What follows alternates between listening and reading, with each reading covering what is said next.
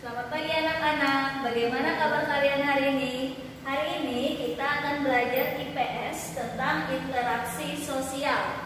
Nah, bagaimana? Apakah kalian sudah siap mendengarkan penjelasan Ibu? Kita langsung saja ya. Sekarang kita akan membahas tentang interaksi sosial. Interaksi sosial adalah hubungan manusia dengan sesamanya dan lingkungan. Lingkungan adalah segala sesuatu yang berada di sekitar manusia. Lingkungan mempengaruhi perkembangan kehidupan manusia, baik secara langsung maupun tidak langsung. Lingkungan hidup manusia terdiri atas lingkungan alam dan lingkungan sosial. Yang pertama, interaksi manusia dengan lingkungan alam. Lingkungan alam adalah lingkungan yang terbentuk secara alamiah, tanpa campur tangan manusia. Lingkungan alam dapat dibedakan menjadi dua, yaitu lingkungan daratan dan perairan. Lingkungan daratan yang berada di sekitar kita antara lain gunung, pegunungan, dataran tinggi, dataran rendah, dan lembah.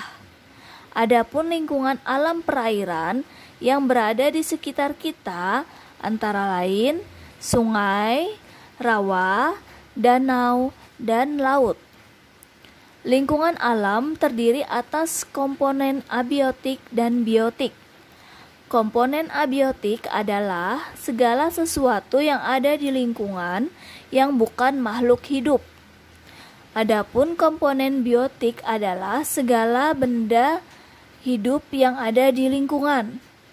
Dalam lingkungan alam terjadi interaksi antara lingkungan abiotik dengan lingkungan biotik ataupun sebaliknya.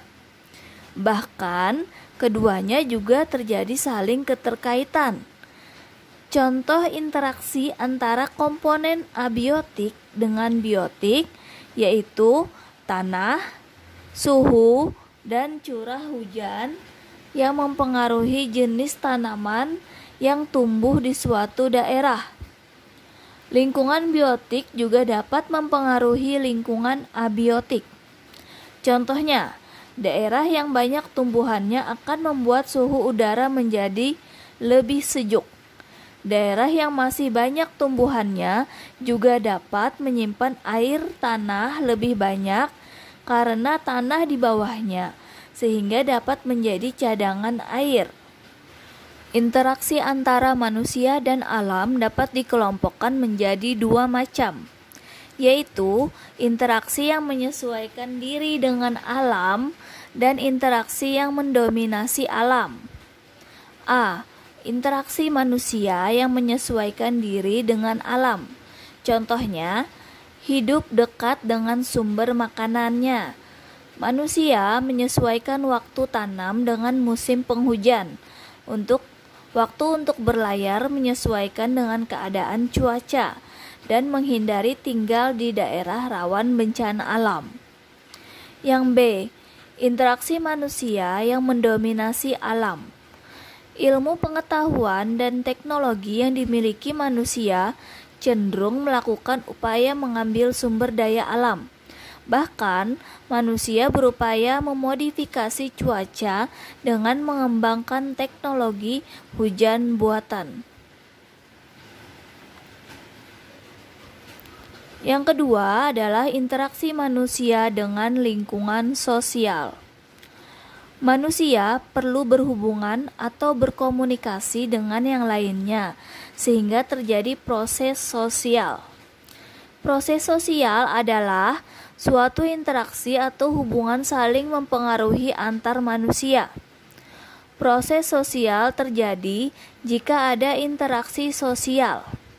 Interaksi sosial adalah hubungan antara orang perorangan antara kelompok manusia maupun antara orang perorangan dan kelompok manusia. Dalam interaksi sosial, hubungan yang terjadi harus secara timbal balik dan dilakukan oleh kedua belah pihak. Artinya, kedua belah pihak harus saling memberikan tanggapan. Proses interaksi sosial akan terjadi apabila di antara pihak yang berinteraksi melakukan kontak sosial dan komunikasi. Kontak sosial dan komunikasi dapat dilakukan melalui surat menyurat, telepon, dan internet. Kontak sosial juga dapat berlangsung dalam bentuk sebagai berikut. Yang A, antara orang perorangan. Contohnya, seorang bayi yang baru lahir. Ia akan melakukan kontak sosial dengan ibunya dan keluarganya secara langsung. Yang B, antara perorangan dengan kelompok. Contohnya, seorang siswa sedang belajar bersama atau berdiskusi dalam kelompok belajarnya. Yang C, antara kelompok dengan kelompok. Contohnya, seperti kelompok pelajar dari suatu sekolah melakukan studi banding ke sekolah yang lain. Teknik tumpang sari. Indonesia memiliki beragam jenis sayuran yang dapat dikembangkan sesuai kondisi alam sekitarnya. Salah satu teknik menanam sayuran yang populer di Indonesia adalah tumpang sari. Teknik ini merupakan suatu usaha menanam beberapa jenis tanaman pada lahan dan waktu yang sama dan diatur sedemikian rupa dalam barisan-barisan tanaman. Salah satu kelompok petani lahan surjan di Kulon Progo telah menerapkan tumpang sari. Selain bercocok tanaman padi, mereka juga dapat menanam ragam jenis komoditas palawija dan hortikultura.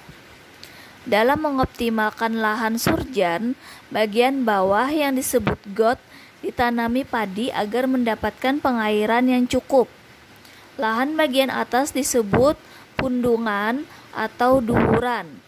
Petani jarang menanam kedelai karena umur tanamannya panjang.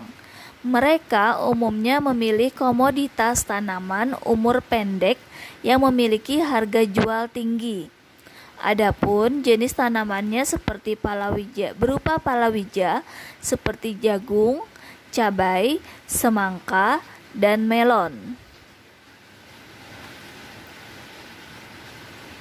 Pasar. Pasar adalah satu kawasan yang berisi transaksi jual beli barang akibat adanya permintaan maupun penawaran barang. Barang dan jasa yang terdapat pada pasar biasanya berupa kebutuhan sehari-hari. Banyak pasar tradisional maupun modern di Indonesia, seperti Pasar Gede di Solo, Pasar Johar, Semarang, Pasar Jatinegara, Jakarta, Pasar Pagi, Tegal, Pasar Sukowati, Denpasar, Pasar Atas, Bukit Tinggi, dan Pasar Terapung, Banjarmasin. Dalam suatu pasar, selain terdapat barang yang dijual, terdapat transaksi antara penjual dan pembeli. Pada transaksi tersebut terjadi tawar-menawar yang dilakukan oleh penjual dan pembeli. Hal ini dapat dipengaruhi oleh ketersediaan barang yang ada dengan jumlah harga yang ditawarkan. Dari hasil permintaan dan penawaran tersebut dapat diketahui harga keseimbangannya, sehingga akan terbentuklah harga pasar. Adanya kegiatan ekonomi tidak lepas dari pembangunan nasional. Pelaksanaan pembangunan nasional mencakup aspek kehidupan bangsa, yaitu aspek politik, ekonomi, sosial budaya, dan ketahanan keamanan, serta secara berencana, menyeluruh, terarah, terpadu, bertahap, dan berkelanjutan. Nah, jumlah penduduk yang besar jika diimbangi dengan kualitas sumber daya manusia yang tinggi dapat menjadi modal dasar pembangunan. Tujuan dari pembangunan ekonomi adalah meningkatkan kesejahteraan penduduk negara yang bersangkutan. Menilik sejarah Kampung Peneleh Surabaya. Kampung merupakan bagian dari pembangunan nasional di mana terjadi interaksi kehidupan antar masyarakat. Hal ini termasuk interaksi sosial budaya di dalamnya. Salah satu contohnya adalah Kampung Peneleh di Surabaya, Jawa Timur. Keberadaan kampung ini sudah ada sejak zaman Kerajaan Majapahit. Ini dibuktikan dengan keberadaan sumur kuno yang digunakan penduduk Majapahit pada waktu itu. Di kawasan ini juga terdapat Masjid Jami Peneleh yang diklaim lebih tua daripada Masjid Ampel, karena keduanya sama-sama didirikan oleh Sunan Ampel. Kampung Peneleh juga terletak di sisi timur Sungai Kalimas, sehingga interaksi perdagangan pada masa itu sudah terjadi sejak lama. Di tempat inilah banyak ditemukan makam pendiri kampung hingga komplek Kerkop. Nah, apa itu komplek Kerkop? Komplek Kerkop Peneleh terbilang unik karena banyak dikuburkan tokoh-tokoh besar Belanda, hingga arsitektur makam yang menarik. Salah satu hal menarik lainnya di kampung ini adalah keberadaan rumah HOS Cokroaminoto yang pernah menjadi tempat kos Insinyur Soekarno. Di kampung ini juga ditemukan rumah kelahiran Bung Karno di Surabaya. Keberadaan kampung bersejarah di berbagai kota di Indonesia dapat dijadikan sebagai momentum pembangunan nasional di bidang sosial budaya. Nah, untuk tugas hari ini, yang pertama, apakah yang dimaksud dengan interaksi sosial? Yang kedua, sebutkan contoh lingkungan daratan dan lingkungan alam perairan. 3. Jenis tanaman apa saja yang ditanam petani Kulon Progo dengan teknik tumpang sari? Yang keempat, tuliskan 3 nama pasar beserta daerahnya. Yang kelima, hal menarik apa saja yang terdapat di Kampung Peneleh Surabaya? Nah, bagaimana anak-anak? Apakah kalian sudah memahami tentang interaksi sosial? Semoga kalian bisa menjawab tugas-tugas dari Bu dengan mudah ya. Selamat mengerjakan.